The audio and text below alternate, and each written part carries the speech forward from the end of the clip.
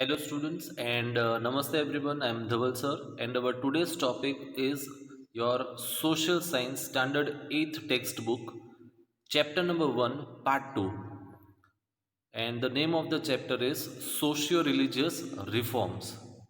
So in the first part we had clearly understood what is the meaning of socio, that means social, religious and reforms, right? And we had also started with the explanation of the chapter. We had learnt about Raja Ram Mohan Roy, right? Then the Arya Samaj or Brahmo Samaj, which was started by Raja Ram Mohan Roy. Then Dayanand Saraswati, right? Then Ramakrishna Paramhans. So this all were the torch bearers or the reformists, okay? Swami Vivekanand. So these were the topics which were discussed in the first part of the chapter, right?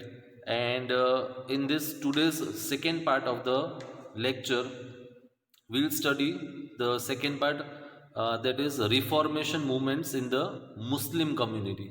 Okay, so in the early 19th century, social and religious reforms were initiated in the Muslim community under the leadership of people like Haji Saritullah from Bengal and Sir Syed Ahmad Khan from Raebareli in Uttar Pradesh. So initiated means started. Okay.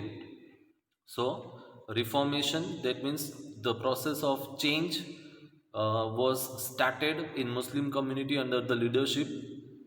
Two names are Haji Shairatullah from Bengal and Sir Syed Ahmad Khan from Raebareli. They were motivated by the preachings of the religious leaders Shah Waliullah of Delhi. They believed that the Britishers could establish their rule in our country as the Islam in India was becoming weaker and corrupted.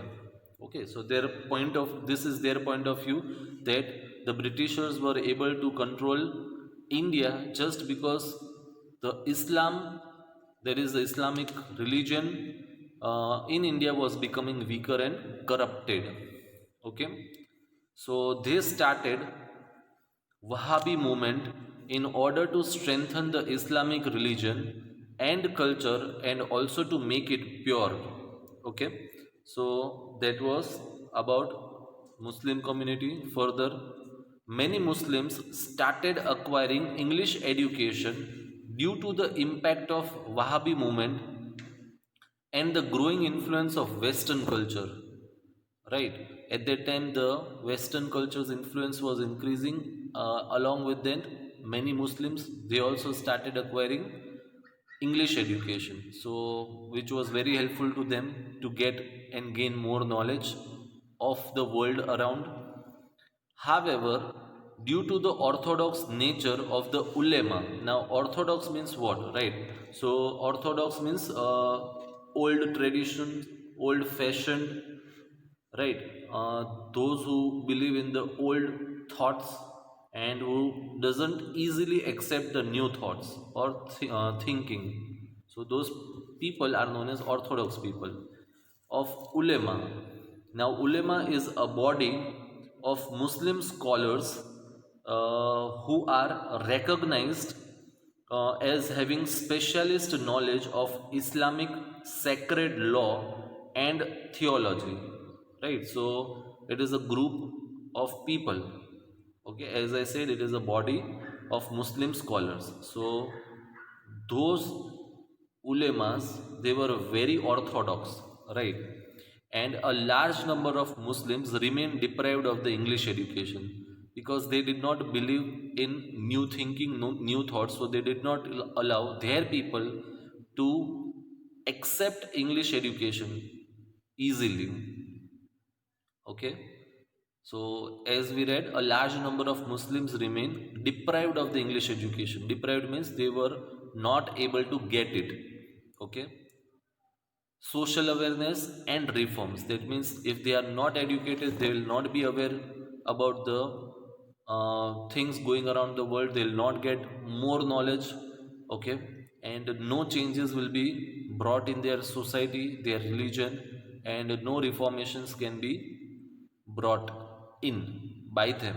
Okay, that is why the education of Muslims and the subsequent rise of the middle class was not satisfactory. Further, Sir Syed Ahmad Khan was born in an aristocratic family. Now, aristocratic family means a family having high social rank in the society, right? Noble people. So, during the revolt of 1857, he was serving the East India Company as an employee and had remained loyal to the company. After his retirement in 1869 century, he went to England and was influenced by the liberal ideas of the West. Alright, so as we read, he had served the British East India Company, and after his retirement, he went to England. So he was influenced. That means he got so much inspired by the liberal ideas of West that he also wanted to bring such kind of freedom in India. He advocated the idea of acquiring the English education as a means to reform the Muslim community of its orthodox attitude and backwardness. So, as we read, the ulemas, they were very orthodox, so they did not allow the Muslim people to take English education, and the attitude of other peoples also remained orthodox and backward. So he wanted the people of Muslim community to take up English education. Okay, he started a magazine named Tazib Ullah Kha, Tazib ul Akhlaq. Okay, the name is Tahzib ul Akhlaq. In 1870 century, he established the Aligarh Muslim College in 1875 century, which is known as the Aligarh Muslim University today. He translated the books of English literature and science in Urdu language and tried to make the Muslims familiar with the branches of knowledge from the West. Right? Because anyhow he wanted to make their people knowledgeable, so he himself started translating books from English language to Urdu language. He opposed the Whale system. So Whale system means Gurkha, right? The women's in the Muslim community, they wear veil. Veil means they cover their face with a piece of cloth which is known as veil. Right? It is written Burkha Pratha. And child marriage and advocated education for girls and widow remarriage. So again a very great thinking, right?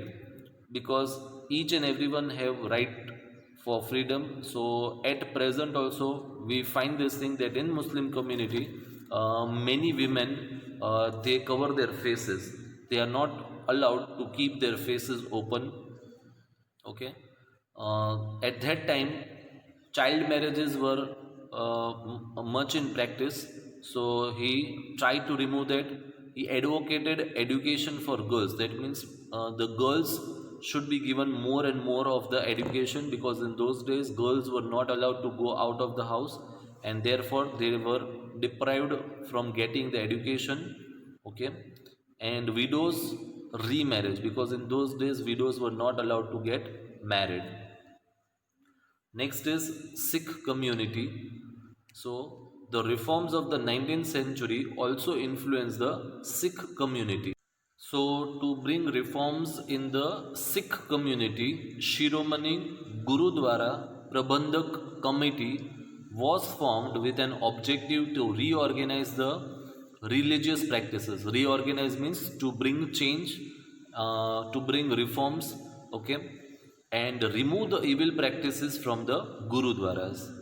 Right. So as we all know that it was the time, right, when in whole of India there were a lot of evil practices being practiced in any religion at any place. Okay, so all the religious leaders they were trying to remove the evil practices from their community, from their religion, and from India also. Okay, so to impart English education along with the religious education to the Sikh, Khalsa College in Amritsar was established along with many other schools. So our second part of this chapter's explanation, we will end over here, and in the remaining means the remaining part of the chapter will be continued in the third part of the lecture. So I end my lecture over here, and I thank you everyone for watching my video.